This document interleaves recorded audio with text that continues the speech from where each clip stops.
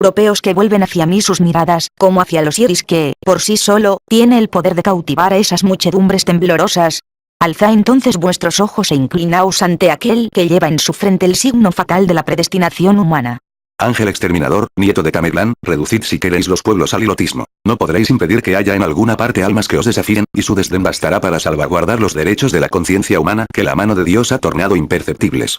Dios protege a los fuertes. Llegad de una vez, os encarezco, a los postreros anillos de la cadena que habéis fraguado. Apretadla bien, utilizad el yunque y el martillo, vos lo podéis todo.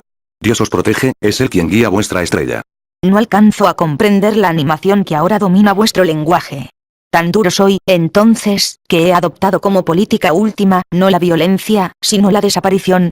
Tranquilizaos, os traigo más de un consuelo inesperado. Dejadme tan solo que tome aún algunas precauciones que creo necesarias para mi seguridad. Veréis que con las que me rodeo, un príncipe nada tiene que temer de los acontecimientos. Por más que lo neguéis, hay en nuestros escritos más de una coincidencia y creo que un déspota que aspira a ser completo no debe dejar de leeros.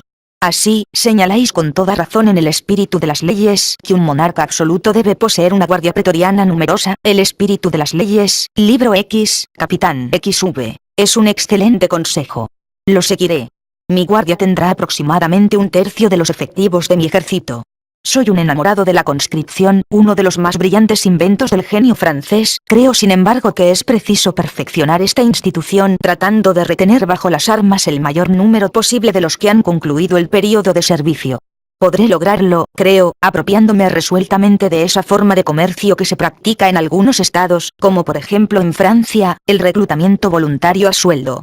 Suprimiré ese repugnante negocio y lo ejerceré y mismo honestamente bajo la forma de un monopolio, creando una caja de detonación del ejército. Me servirá para llamar bajo bandera por el atractivo del dinero y a retener por el mismo medio a aquellos que quisieran dedicarse por entero al oficio de las armas. En vuestra propia patria aspiráis a formar soldados mercenarios.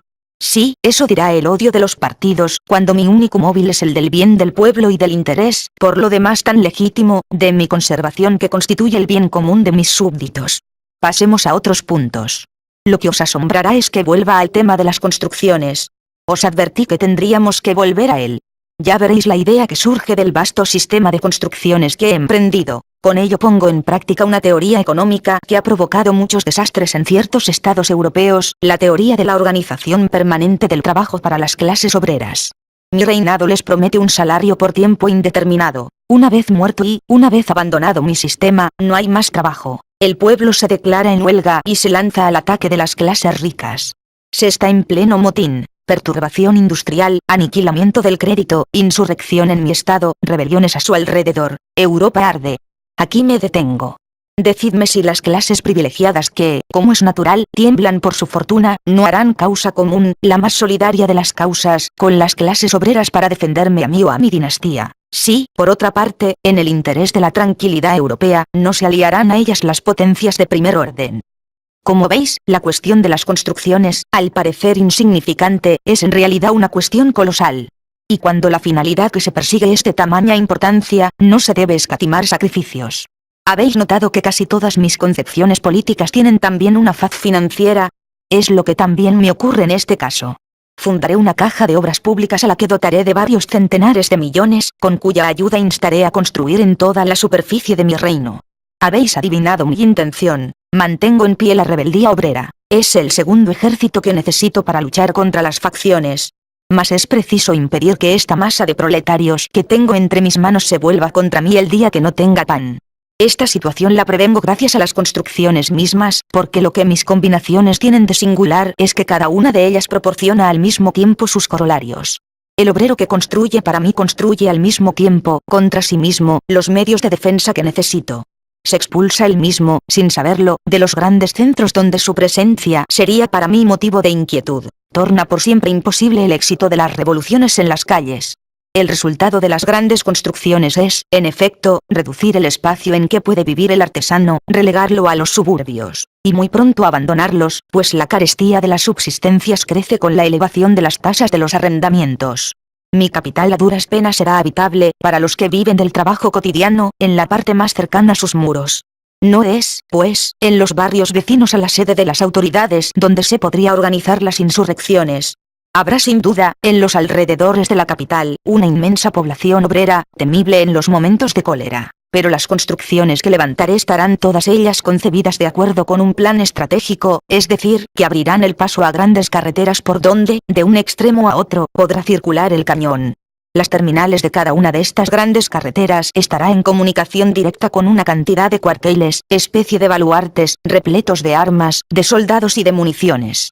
Para que mi sucesor claudicase ante una insurrección, tendría que ser un viejo imbécil o un niño, pues mediante una simple orden de su mano algunos granos de pólvora barrerían la revuelta hasta 20 leguas a la redonda de la capital.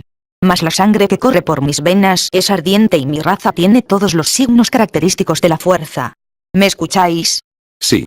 Bien comprendéis, empero, que no es mi intención tornar difícil la vida material de la población obrera de la capital. Es indiscutible que aquí tropiezo con un escollo. Sin embargo, la fecundidad de recursos que debe poseer mi gobierno me sugiere una idea. Consistiría en edificar para la gente del pueblo vastas ciudades donde las viviendas se arrendarán a precios bajos, y donde las masas se encontrarán reunidas por cohortes como grandes familias.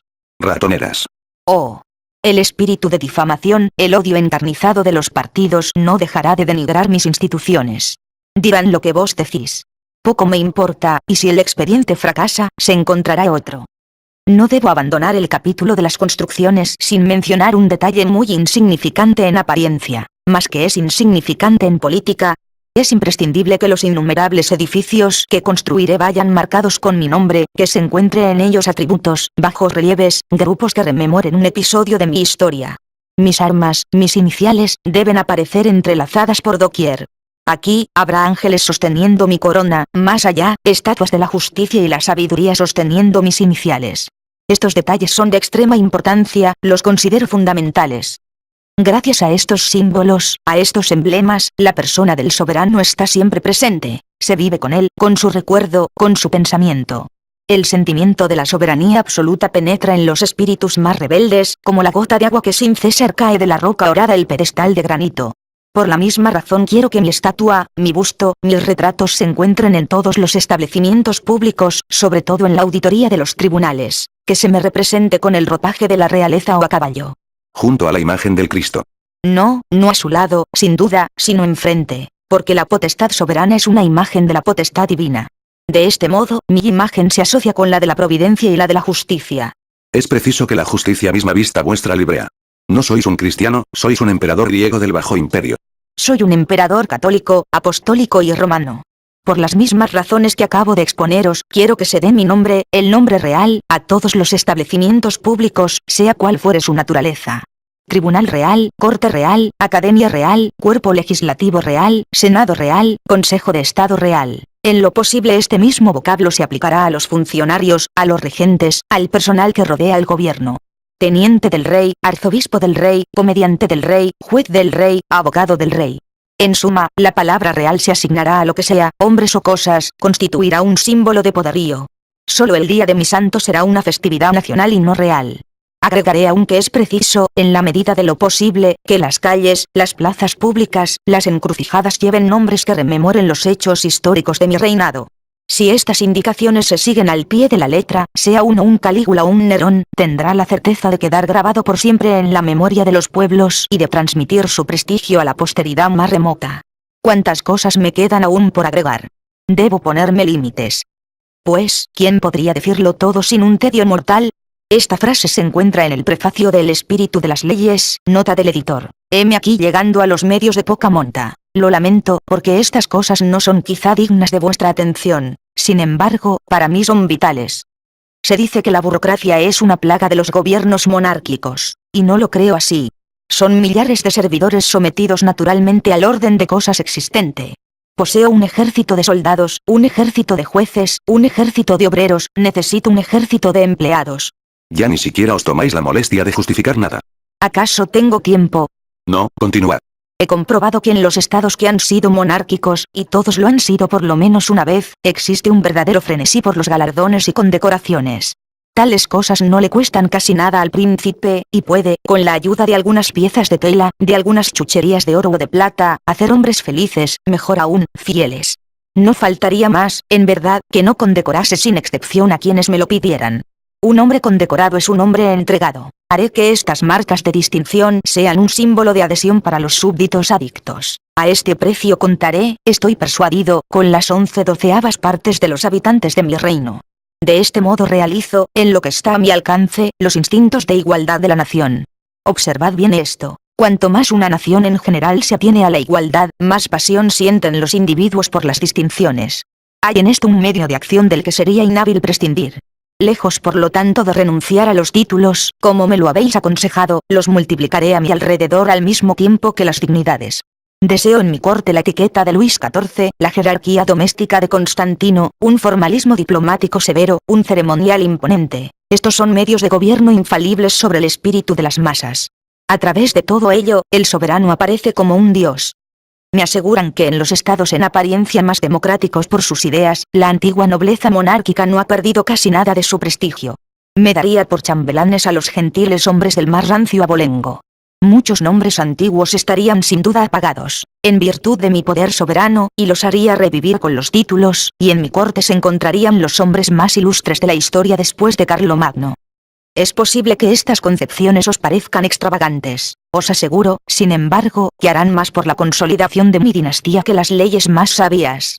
El culto del príncipe es una especie de religión, y, como todas las religiones posibles, este culto impone contradicciones y misterios que están más allá de la razón, el espíritu de las leyes, libro XXV, capitán I. Cada uno de mis actos, por muy inexplicable que sea en apariencia, nace de un cálculo cuyo único objeto es mi bienestar y el de mi dinastía. Así, como lo digo, por lo demás, en el Tratado del Príncipe, lo que es realmente difícil, es adquirir el poder, pero es fácil conservarlo porque para ello basta, en suma, suprimir lo que daña y establecer lo que protege. El rasgo esencial de mi política, como habéis podido comprobar, consiste en hacerme indispensable, el Tratado del Príncipe, capítulo 9. He destruido tantas fuerzas organizadas como ha sido preciso para que nada pudiese funcionar sin mí, para que los enemigos mismos del poder temieran derrocarlo. Lo que ahora me queda por hacer no consiste en el desarrollo de los elementos morales que se encuentran en germen en mis instituciones. Mi reinado es un reinado de placeres, no me prohibiréis que alegre a mí. Maurice Joly 190, pueblo por medio de juegos, de festejos. De esta manera suavizo las costumbres. Imposible disimular que este siglo no sea el siglo del dinero. Las necesidades se han duplicado, el lujo arruina a las familias. En todas partes se aspira a los placeres materiales. Sería preciso que un soberano no fuese de su época para no saber cómo utilizar para su provecho esta pasión universal del dinero y este frenesí sensual que hoy consume a los hombres. La miseria los oprime, los hostiga la lujuria. La ambición los devora. Me pertenecen. No obstante, cuando hablo de esta manera, en el fondo es el interés de mi pueblo el que me guía. Sí, haré que el bien surja del mal, exploraré el materialismo en beneficio de la concordia y la civilización, extinguiré las pasiones políticas de los hombres apaciguando las ambiciones, la codicia y las necesidades. Pretendo tener por servidores de mi reinado aquellos que, bajo los gobiernos anteriores, más alboroto habrán provocado en nombre de la libertad. Las virtudes más austeras son como las de la Gioconda, basta con duplicar siempre el precio de la rendición. Los que se resistirán al dinero, no se resistirán a los honores. Los que se resistirán a los honores, no se resistirán al dinero. Y la opinión pública, viendo caer uno tras otro a los que creían más puros, se debilitará a tal punto que terminará por abdicar completamente. ¿De qué se podrán quejar, en definitiva? No seré riguroso con los que hayan tenido algo que ver con la política. No perseguiré más que esta pasión. Hasta favoreceré secretamente las demás por las 1000 vías subterráneas de que dispone el poder absoluto. Después de haber destruido la conciencia política, deberíais emprender la destrucción de la conciencia moral. Habéis matado a la sociedad, ahora matáis al hombre. Quiera Dios que vuestras palabras resuenen sobre la tierra. Refutación más flagrante de vuestras propias doctrinas no habrá llegado jamás a oídos humanos. Dejadme terminar.